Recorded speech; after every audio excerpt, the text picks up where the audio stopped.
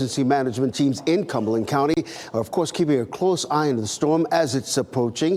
WRAL Fayetteville reporter Gilbert Baez live this morning after speaking with community leaders about plans to get ready. Gilbert, good afternoon. Hey, Ken, how are you? I hope you're okay. Things are okay here right now. This is Cross Creek. We always like to monitor this, get a sense of how things are going right now.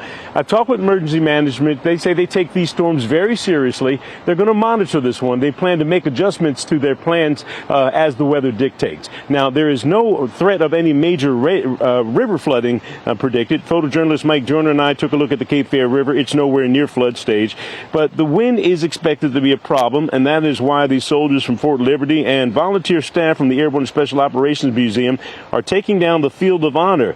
There are more than 550 flags that residents have purchased to honor a loved one with military connections.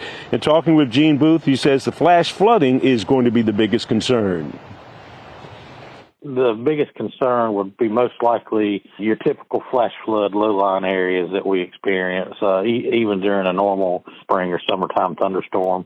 You know, those areas around the mall, Ramsey Street, MLK, those areas that typically have road, street level flooding.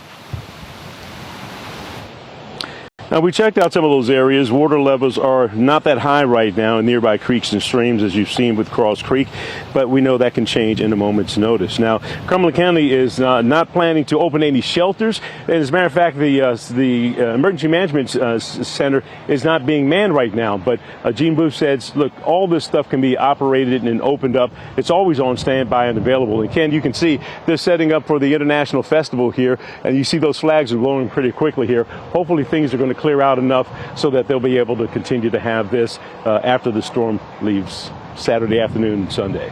I know that's a very popular festival. Fayetteville reporter Gilbert Baez monitoring this approaching storm. Gilbert, thanks.